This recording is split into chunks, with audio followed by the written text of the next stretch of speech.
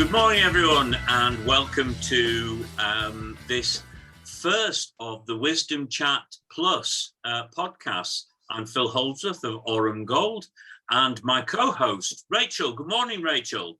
Morning, Phil. It's great to be here. I'm excited. Brilliant. Did you have a good Christmas break? Yeah, I don't celebrate Christmas, but I had a lovely time off. I take advantage of the world shutting down for a little while, so I feel refreshed, revived and excited to start the year. Fantastic. And our wonderful guest, Karen Brindle. Karen, welcome to Wisdom Chat Plus podcast. Morning, guys. Thank you so much for having me on. I appreciate it.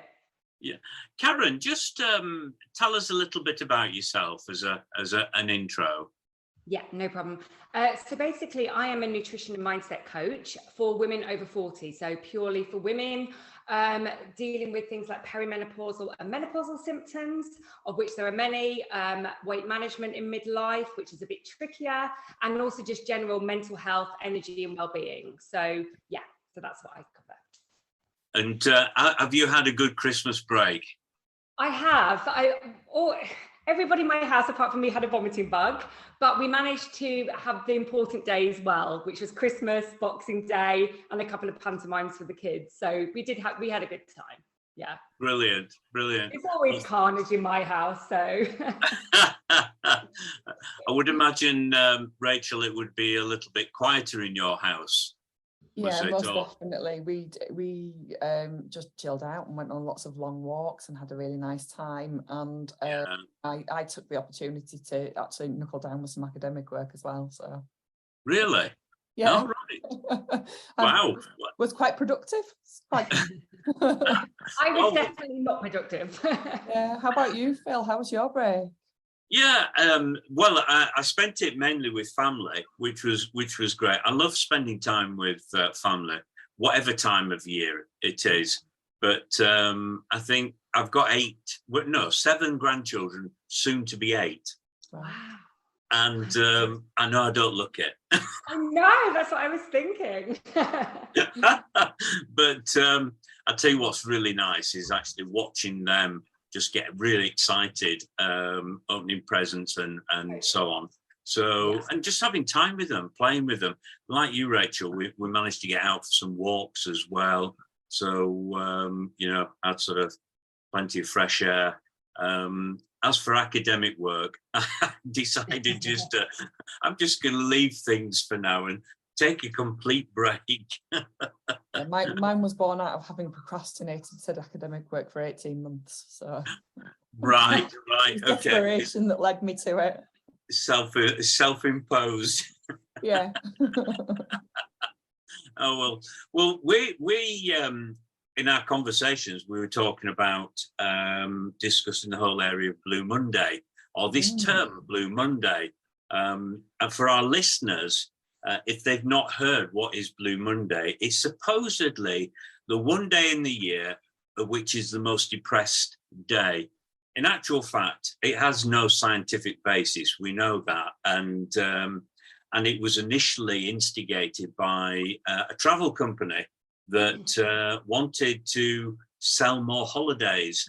So, as often is the case, there's the play on the negatives to get people to take action and do something positive. In this case was buy more holidays. But I mean, I don't know about you guys, but we started back at work. However we feel about Christmas, we're back to it now. I mean, how do you both feel about that? Are you excited, looking forward to it, or? For a change, I have come out the other side of the holidays actually just really revved up. I found allowing myself more space this year to wonder and daydream has really inspired me, and I've come out just really charged up and full of energy. Yeah, that the title of your business, Rambling Psychotherapist, it's got nothing to do with words. It's everything to do with the practical, outdoorsy kind of thing, isn't it? Oh, no, I talk a lot as well, Phil. I talk a lot as well. Brilliant. How about yourself, Karen? I mean, yeah, for me, pretty similar to Rachel. I'm quite fired up. I mean, luckily, and I know this isn't the case for everyone, I adore my job. I also adore the time away from it as well. So I had, as I said, between the sickness of all my children and my husband over Christmas, I did rest a lot and I didn't do any work. So now I'm kind of raring to go, full of ideas. Yeah. So, you know, I am naturally someone that does have a little bit less energy during the winter, but I just kind of get on with it. And as I said, I'm lucky that I really enjoy my job. So yeah, I'm raring to go. Yeah, brilliant. It's interesting, just taking your point about the winter period, because we've got like shorter days and longer nights and the cold. And unfortunately for us, I suppose, just the damp weather. I mean, we've had some pretty strong winds and heavy rains of late, which we've needed from such a dry summer. But it has that kind of negative effect on people, doesn't it? You know, we know about the SAD syndrome. Purely from, there's loads of evidence out there, Phil, purely from the perspective of how human bodies work. Ultimately, we are basic animals at heart. So it doesn't matter how developed our minds become and how developed the world around us becomes. Our bodies are still animal and they respond in an animal way. And actually, when we're sort of wired to respond to the sun. So, you know, obviously it's going to have an impact. For some people, it will have more impact than others. It will always have an impact. So for us, I would even go as far as saying the majority of people at this time of year, less energy is available to us. We've got less resources energy-wise. 100%. You know, they say it's about 6% suffer severely with seasonal affective disorder, about 20% kind of medium, but everyone will be affected. So I count myself as someone that, you know, is always pretty even throughout the year until summer comes, and then I'm suddenly like, I get a boost of energy that I didn't know that I was lacking, basically. You know, sunlight helps build serotonin. So we have less serotonin, we have less happiness available to us. So we've got to kind of work harder to build that, basically. So, you know, it's a real thing. But on the flip side of that, the Nordic countries, you know, are often, you know, most of them have less light than us. And I think Norway's named as the happiest country in the world. So there's a way of kind of getting around it, I believe, to a degree. You know, obviously, you know, biology is biology, but there's a way of getting around it to a degree as well. Do you think that's got something to do with attitude then, Karen? Do you think that? So yes, but yeah, I mean, absolutely, to a degree. You know, there's definitely, for me and my clients, a lot more of, you know, just cracking on even when you don't feel like it till you feel like it again in sort of January, February, and March, I would say. But also it is, as I said, it is physiological. So, you know, it's things like, you know, getting out for a coffee in the morning, or, you know, I did a Hugar challenge in one of my groups about 3 or 4 years ago. And it completely... What challenge? Oh, sorry, I should have said a Hugar. And I never know if I'm pronouncing it correctly.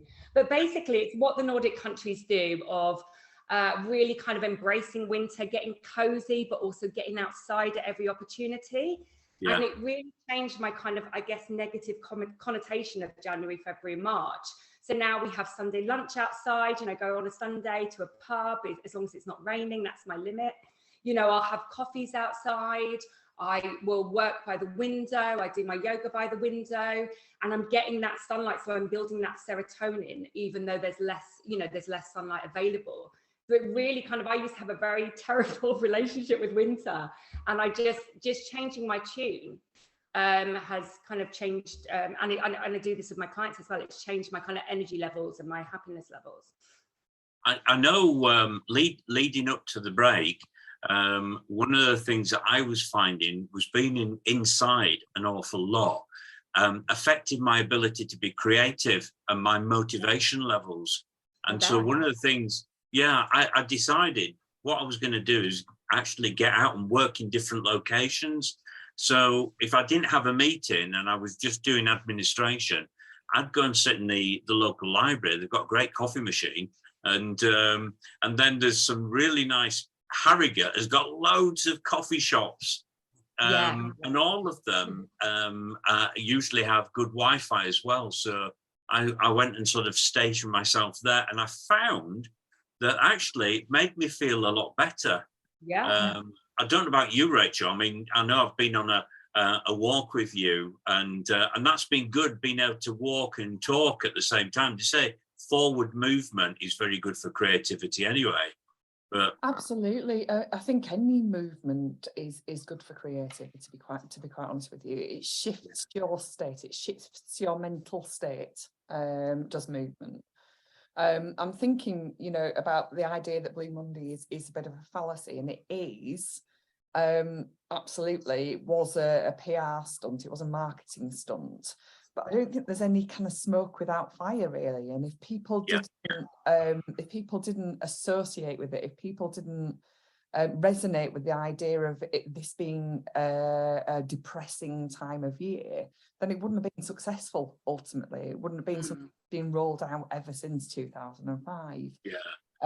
So yeah, getting out, moving. I listened to the Huberman Lab podcast, I think it is. It's Andrew Huberman who talks an awful lot about the impact that sunlight, daylight can have on you if you expose yourself to it really early in the day. I think he recommends anywhere between 5 minutes and 30 minutes of daylight early in the day, as soon as you can after waking, in order to basically boost your ability to function through the day. Aid you to get good sleep on a night as well.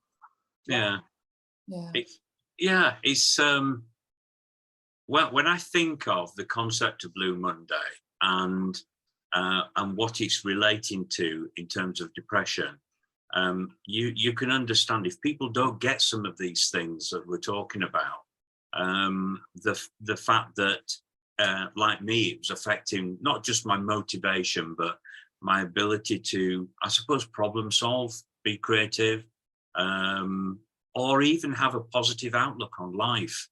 You can understand then how people will relate to, even though we know Blue Monday, as you say, Rachel, isn't, there's no scientific basis for it, yet people will identify with that feeling of being down, depressive state, got the whole year ahead. There may be New Year's resolutions that have already fallen over. It may be as well just when they get that sort of credit card bill, and suddenly they realise, wow, that cost me more than I anticipated, and I've got to pay it all back.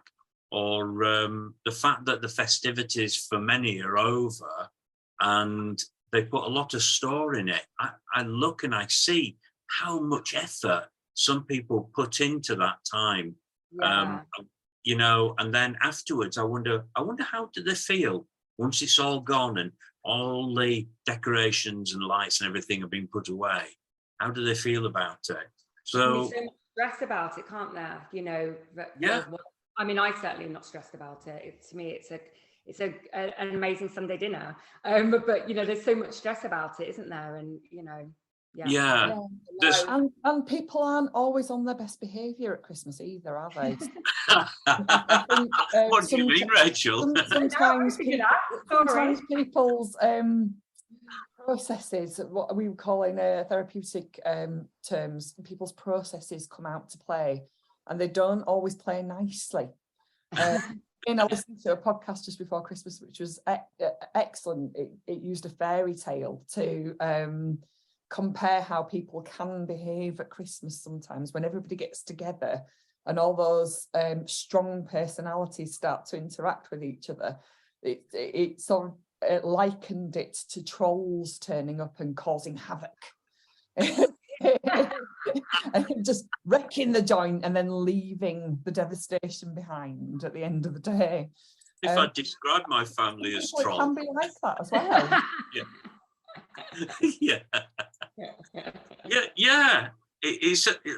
That's an interesting point, isn't it? It's because you've got all the human interactions, haven't you, over the period of time? You've also got, I suppose, things like loss as well, because we talk about, like for myself, and I know, Karen, you said it, families celebrating together and so on, or just getting together. having a good time together. However they interact, and whether they do kind of wind each other up or not. But having said that, what about the people who don't have anybody, or they've lost people? And you know, and it all comes into the mix, doesn't it, in terms of how people handle things throughout the period and then afterwards. Yeah, and not, I want to say a little bit more about loss as well, actually. So it's not always just about people who have lost somebody. Yeah. But it's, I think sometimes people's experiences of Christmas can put them in touch with what they've never had as well.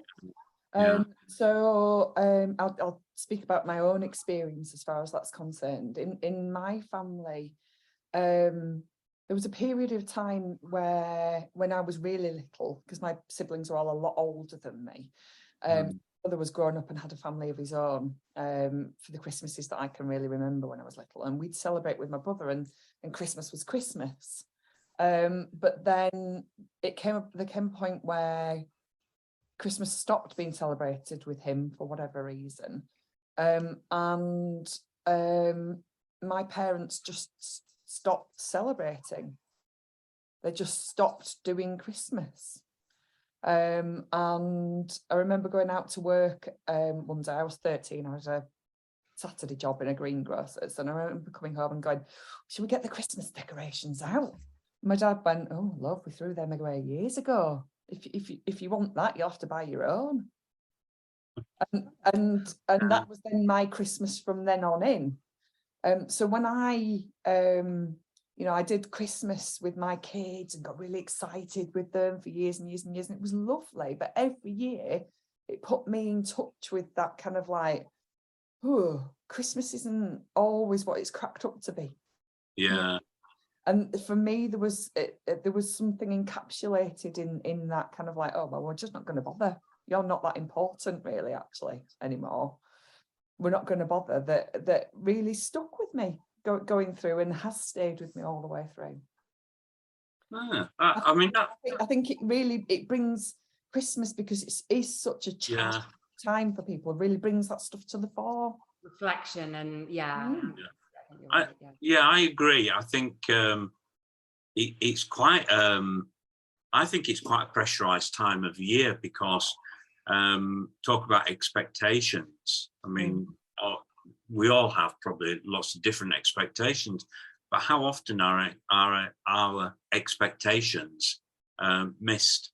We don't fulfill them, or it didn't quite work out how we'd hoped it would work out, or it was just a very different experience altogether. I remember one year thinking, we weren't necessarily celebrating the time of year with family. So we thought, well, let's go and we can't just sit at home. Let's go and do something. And so we actually went and served Christmas meals to other people. And we did that a couple of times. And it really highlighted for me how fulfilling that felt, just serving other people. We get. I would imagine you got a real sense of community and self-value. I've been helpful today. I've changed somebody's life. I've had an impact on somebody that's positive. Yeah. How about yourself, Karen? What's it been like building up to the time of year, and what kind of things have you seen in others? I mean, when you think about the people that you work with, and what's it been like? What's your experience been like? So for me personally, I do love Christmas, because I just love it for my kids, obviously. So it's kind of a very exciting time, but I'm a very chilled out person, so I don't get stressed. However, obviously I've seen other I for example, volunteered at Cash for Kids for children that don't get a single present. So it reminded me a little bit when you were saying about your situation, Rachel, which is, I mean, I really want to take my kids there to volunteer, but at the moment they all believe in Santa. So obviously it doesn't make sense that kids don't get presents, but I will do when the time is right. But that was incredibly emotional. In fact, I cried. And then in terms of my clients, you know, a lot of my women, my ladies are looking to lose weight, and there's a lot of incredible anxiety around Christmas and all the socializing, which there doesn't need to be. I put on 4 pounds over Christmas. I think that's completely normal. You know, it's about, you know, life is for living. Yes, it's good to be healthy, and, you know, but life is still for living.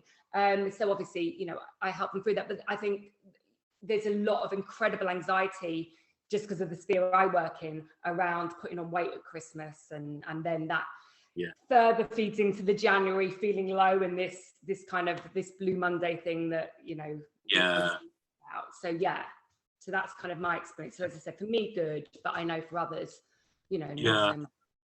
I would imagine what you've said there, Karen, could actually apply right the way through the year, couldn't it? Because, you know, I've met people for all manner of reasons. They worry about all sorts of things. I work in the world of finance, so I often come across people who, you know, are worrying about finances, worrying about aspects of it. When I get to the bottom of it, actually, they're worrying about things that haven't yet happened and might not happen. Yeah, absolutely. So there is that part, and there are worries about things that are happening and how they're going to cope with it. And I would imagine even with things like, well, I think of myself with weight gain. I like to be active. I try to be sportive. I carry some weight, and I do wonder if I couldn't do those sports things, what life would be like.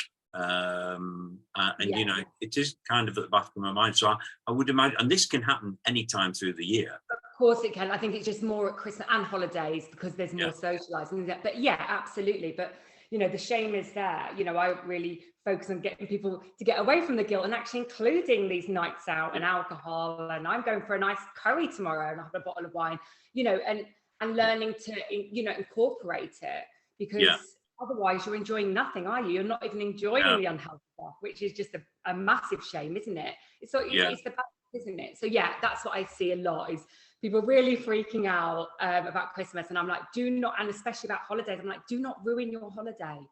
You know, you know, do what you want in the evening, potentially eat sensibly in the day, you know, or whatever, you know, there's balance. I think actually at the bottom of that worry is sort of all or nothing thinking, isn't it? Absolutely. It's anxiety led, and it's all or nothing thinking. So if I fall off the wagon, I'll never get back on it again. Exactly. As you say, life living, I'm going, it absolutely is, you know, take advantage while you can, and so on and so forth. And I love that you're bringing the balance in as well, Phil, you know, because we need balance as well. You know, if we lived and parted the whole time, we'd never get anything done. And oh God, no. Not these days, no thanks. But I'm thinking about the impact that 2 weeks of just indulging in rich food, alcohol, no movement, not getting outside, which is often a lot of people's experience of that Christmas period. I'm thinking about the impact that has on people, and impact it has on mood, impact it has on motivation. So again, probably no smoke without fire there, I think, Karen. I would imagine it impacts, well, in fact, I know it impacts all aspects of life. So it's not about how do I then start being healthy again.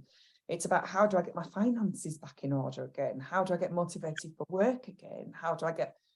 So I'd like to open it up to both of you, but particularly you to start off with, Karen. Like, how do people get back on it again, and what can they do to support themselves to feel better at this time of year? Yeah, so it's really important what you said, and I don't think people know this enough, is that junk food. So I eat, you know, generally it will be stretched sometimes at Christmas and holidays, and just generally if I have a busy week, but I eat 80-20, so 80% healthy, 20% the curries, the chocolate, you know, whatever.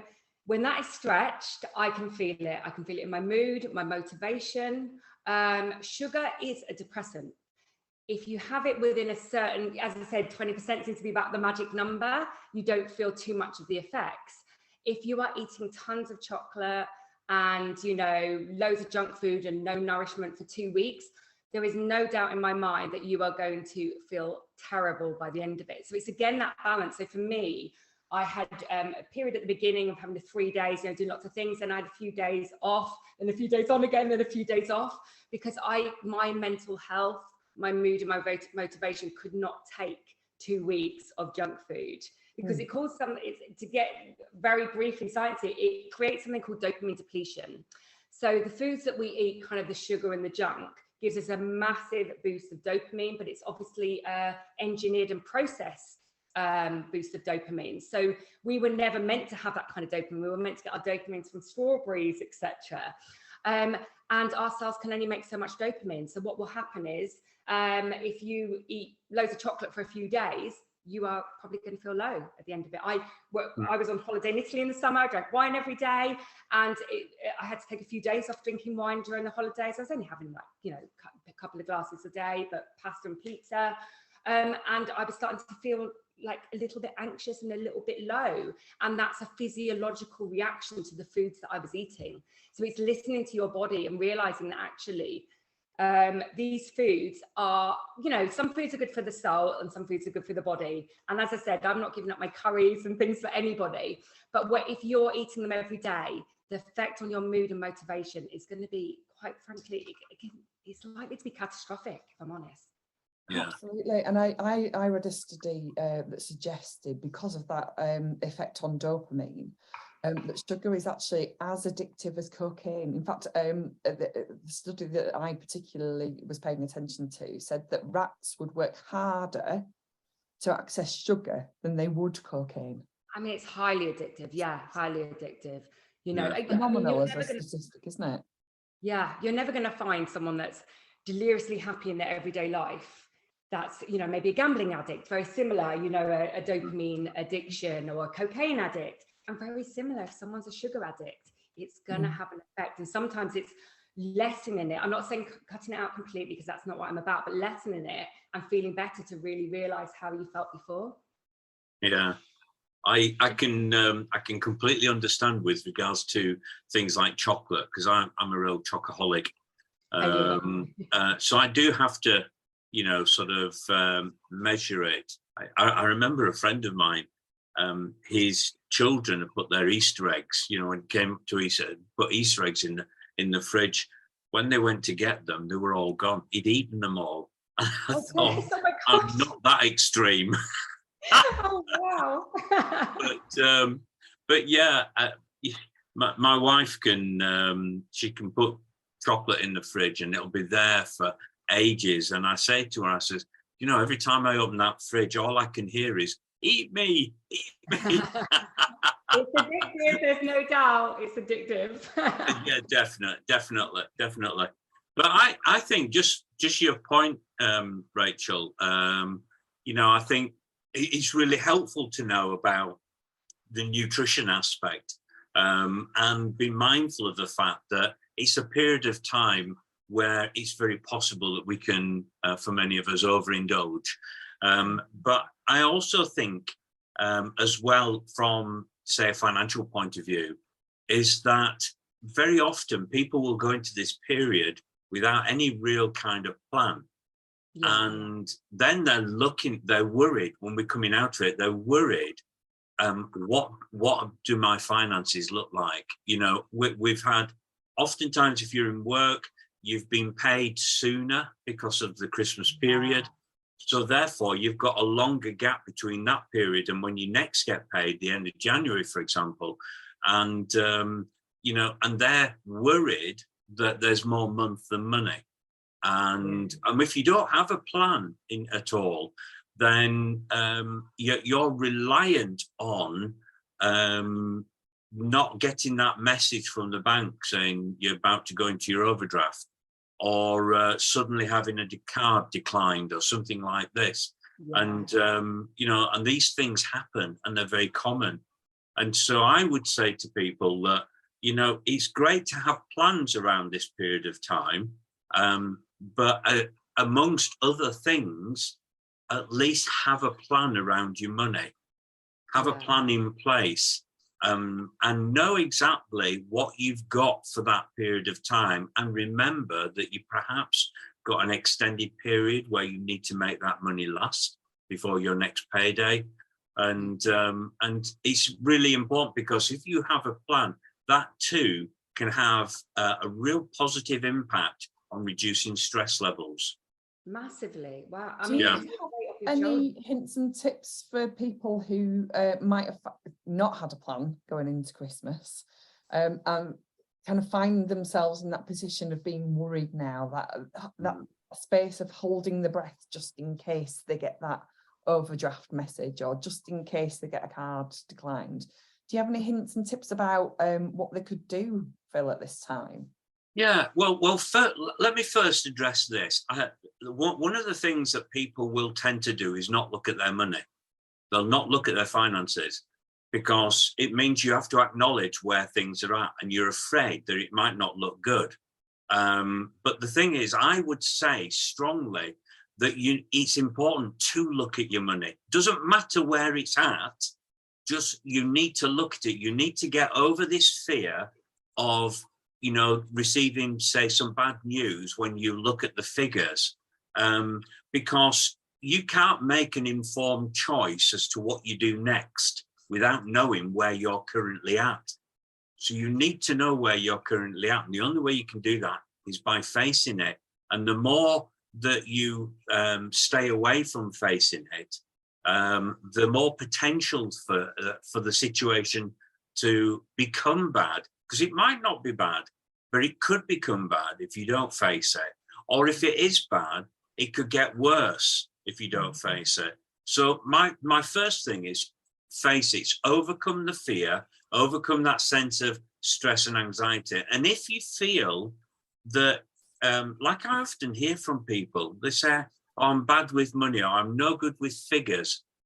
You know, often it stems from, you know, when there were kids being told either by a teacher, you'll never amount to it, you'll never work this out, you're no good at maths, and so therefore they carry it through to adult life.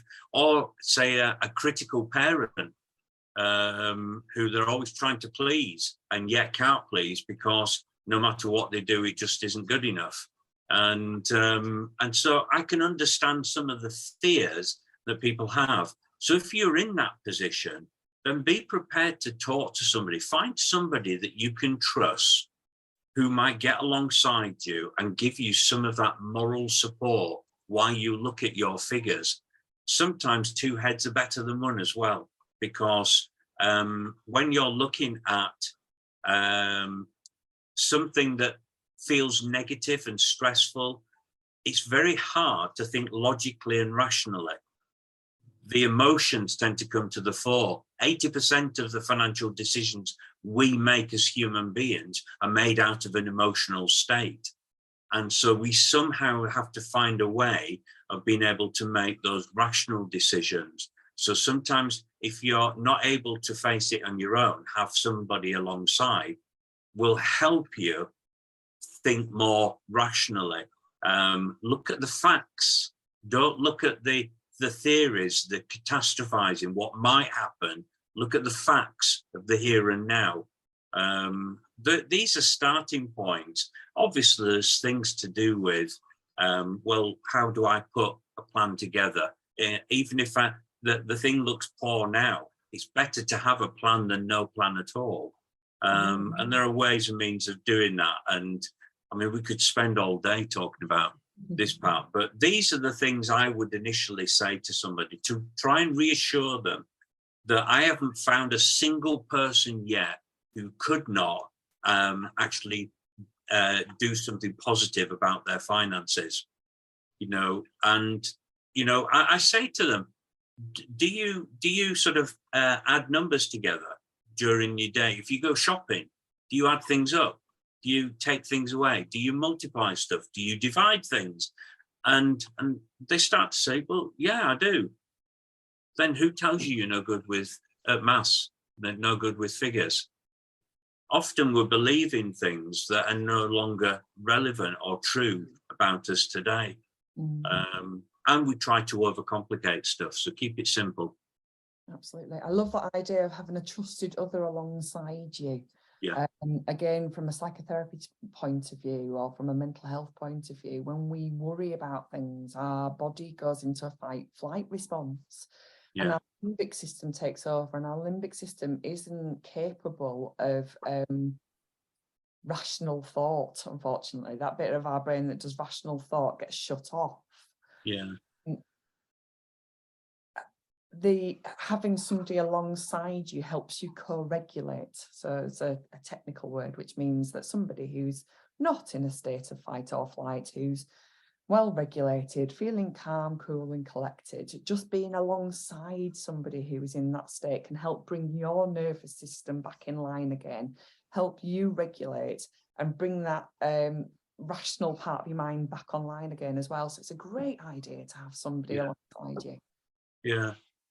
I like some of the things I've looked at of late, and they're not to do with the financial side, but actually impact any area of our lives. And that is how we eat, how we sleep, the exercise that we do, all have a really, really positive impact on our ability to cope with problems and difficulties and traumas and things like this. They should be the foundations of what we all, when and I don't think I asked the question earlier when you asked, how do people feel better? That, they're the things to look at. Yeah. And I think, what would you say, for Karen, in terms of a takeaway for listeners to this, if they are feeling that sort of, that sense of depression, or feeling down, feeling lack of motivation, or whatever, what would your advice be to them as a takeaway from this? I would say keep it simple, and particularly I would say the lower you are on maybe the mental health spiral or the motivation spiral, slowly work your way up that spiral, and then you can kind of add more things. So keeping it really simple, as we mentioned earlier, getting sunlight, particularly at this time of the year, even working beside a window, going for a morning walk, it's essential, and it's essential for sleep at night, as Rachel said earlier. Getting sleep, we are more in hibernation mode. I love my sleep. If my kids let me sleep more, I'd sleep forever. It makes everything feel different, much more able to cope with problems, boost mental health, it actually boosts weight loss as well. So getting out and about, moving your body, again, essential. But also, as I mentioned earlier about the hygge, the Danish thing of kind of getting cozy, that's important in winter as well. We are more kind of in hibernation mode. So actually, I always say every yin should have its yang. So I love, if I go out for a walk, and always with a coffee, and get muddy with the dog, then it's amazing then to go inside and get cozy and chill out for a few hours. So I do less in winter, but it's got to have that kind of that balance. Otherwise, I think if we just hibernate and never leave the house, like you mentioned when you were talking about work and working in one place, we stagnate, we don't feel good. So it's getting that balance. Eating nourishing foods, often people think of comfort food as like, I don't know, junk food, but actually things like dals and soups and porridges are also really nourishing food, and are comfort foods basically. And we are lowering serotonin, so just self-care all the way, baths, Netflix binges, moving our body, whatever it takes. But in terms of kind of, is it taking it at your own speed really till you feel better? In terms of, we talked about New Year's resolutions, often in fact, people go too hard, don't they? Like, I'm giving up sugar, or I'm giving up alcohol, or I'm going to go to the gym for like 2 hours every single day. And instead, we want to be looking at permanent habits, and permanent habits need to be enjoyable. So they need to fit into your lifestyle, and they need to fit into your personality. So for example, some of my clients get up at 5 a.m. for the gym, and it makes me laugh because they're texting me selfies from it. I would only get up at 5 a.m. and maybe even not then, to get on a plane. I would get up at 7 because that's what suits me. I know that if I tried to get up at 5 a.m. to exercise, I would last the day, if that. So it's really realizing that if we're going to make habits, we've got to enjoy them. They've got to be realistic. They've got to be flexible. And what you could do if you're kind of just maybe at a low point is picking one habit, really kind of focusing on that for 2-3 weeks and then habit stacking, you know, then you can stack another one. And the better you feel, the more you'll be able to tackle and change, basically. Because if people are at a very low point, and you guys have probably found this as well, it's much more challenging to make great decisions. You want to feel better. That's the main thing. Yes, yeah, I agree, and I think the whole area of looking after yourself and keeping things simple are really important. I know in the finance industry, it's a very complex world. It doesn't have to be, but they like to make it complex, so it baffles the rest of us, and we have to depend on them. Well, you know, there's ways and means of keeping things simple, and I agree in other aspects of our lives, you know, keeping it simple and recognizing when perhaps you need to change your location, do something different. I mean, Rachel, I mean, you're a wild water swimmer, aren't you? I am indeed. Yeah, you got tell us a bit about, because I know you love doing things like that, and I'm thinking anything I swim in that I can't see the bottom of is a no for me. Yeah, well, I remember when I first started, and every time a leaf touched my finger, I used to go and hightail it out of the water as quickly as I possibly could. But no, I've desensitized over time. For me, it's one of my biggest regulating activities is cold water swimming. And it absolutely just brings me back into myself every single time. It's not everybody's cup of tea. I know it's become really popular over the last couple of years, especially during lockdown when everything was closed and people couldn't go normal swimming. Yeah, it's become really, really popular, and it seems to have become an Insta kind of thing. It's that kind of like it's really trendy to go into a waterfall sort of thing in a bikini that's not really very practical for swimming in, etc., etc. But yeah, for me, it's been my go-to for the last 10-15 years, something like that. Oh wow, a long time. Oh, you definitely were one of the pioneers then, because I've only, probably the past 5 years, I've heard about it. I'll never do it. I've heard about it. And I think that brings me into, it sort of links all of the things that we've talked about together a little bit. My takeaway for people listening would be about self-kindness, self-compassion. Yeah. You were talking a little bit about that, Karen. You were kind of saying, like, just go easy on yourself. Yeah, totally. So just really aware of all or nothing thinking. Absolutely. If you find yourself in a position where you've overdone it over Christmas, you're feeling rubbish, you don't know how to get back on the wagon again, etc. Take it one day at a time and go easy on yourself, be kind on yourself, because actually that internal critic of yours is never gonna flog you enough to get you to stick to something. Never. And reward does. Similarly, if you find yourself in a position where your finances have all gone to pot because you weren't paying attention, etc., try not to be too hard on yourself. You can learn. You are where you are, aren't you? You can learn lessons if that inner critic isn't beating you down and putting you into that fight-flight space. Because the critic can do that as well. If you criticize yourself constantly, your body will respond with a fight-flight response. That's a really good point, Rachel, about being kind to yourself, because we are our own worst critics, aren't we? And sometimes I listen to different people and think, they're really being hard on themselves. Whether they don't fulfill a New Year's resolution, or whether they're trying to get a handle on something but just don't seem to be getting anywhere. That they're just, it's almost like I give up, I surrender, or and actually at the end of the day, it's just about looking after yourself. I don't do New Year's resolutions. No, I don't. I don't. I'm not going to set myself up for a failure knowing that things happen. Yeah, exactly. And so when things happen, I'm not going to turn around and go, oh, well, that's, bang goes that New Year's resolution. I'm going to think, no, I'm going to take care of me. look after me. And I don't mean that in a selfish way. I mean that in a sense of, if I don't take care of me, how on earth am I going to be able to take care of anybody else?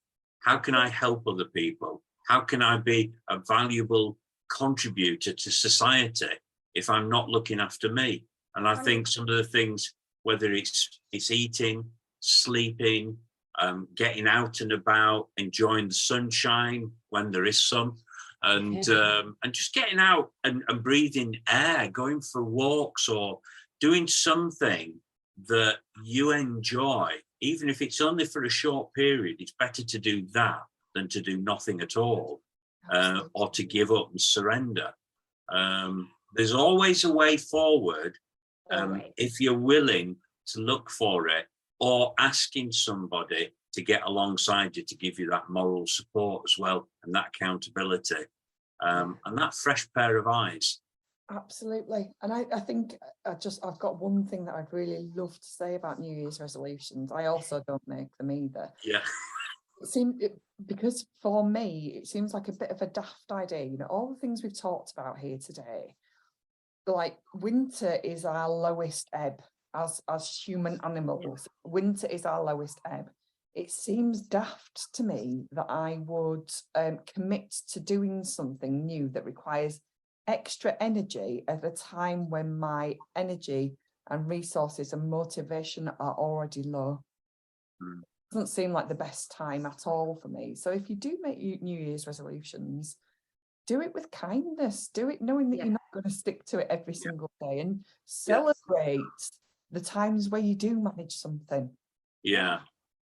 So just in wrapping this up, those are good points, Rachel. And in wrapping it up, thinking of Blue Monday, I just want our listeners to know Blue Monday is not a day. It's a fallacy. We can all have our ups and downs at any point in life. And it's being kind to ourselves and recognizing that, and recognizing we might need to do something a bit different. We might need to take a break, do something different, but be kind to ourselves. Keeping it simple, taking care of ourselves is really important. Seeking support. Yes, yeah, definitely. And recognizing that this notion of Blue Monday might be a marketing ploy for some companies to sell more products. And we see that daily anyway. I mean, you only have to look at the adverts during the working week. The adverts tend to be around funerals, retirement, what you're going to do with your assets, you know, how you're going to look after your children when you're gone. It's all sort of negative, and to get somebody to do something. And I think at the end of the day, start at home, start with yourself. Where am I at? Am I looking after myself? Am I treating myself kindly? Are the things, and we've shared one or two tips of what we can do, things that I can do to help myself. So I hope for our listeners, this has been helpful, interesting. I've enjoyed it. Thank you so much, Karen, for joining us. Thank you, Karen. Yeah, and Rachel, I just feel really privileged to have a great co-host as well. So thank you so much. Likewise, it's a real privilege to be working alongside you, Phil. I've held you in high esteem for a long time, so it's an honor to be here. Don't hold me in high esteem too long, will you? Don't worry, it won't hurt when you fall off that pedestal. Don't worry. No. Well, thank you very much, and all the best, Karen. And thank you. Yeah, and if anybody wanted to talk to you about some of the work that you do, how best could they get hold of you? So my website is the Midlife Reset. My Facebook page is called the Midlife Reset, based in Leeds. So yeah, they can email me or contact me. It's www.themidlifereset.co.uk. You work remotely as well, though, don't you, Karen? Sorry? You work remotely as well, though, don't you? Yes, I do. Yes, I do. I do group programs and online programs and face-to-face. So yeah, absolutely. Yeah. And if anybody's concerned about their finances and would just like some help or advice, one good place to go is called Money Helper. You can Google it. It's part of the Money and Pension Service. They've got lots of helpful guides, from building a budget or a spending plan, as I like to call it, to answering questions about all manner of subjects. So we'll have our contact details in the comments. So please, if you need any assistance or would like to talk to any of us on this podcast, then our contact details will be included. Thank you both very much, and have a fantastic rest of the day. Yeah, happy January. Take care.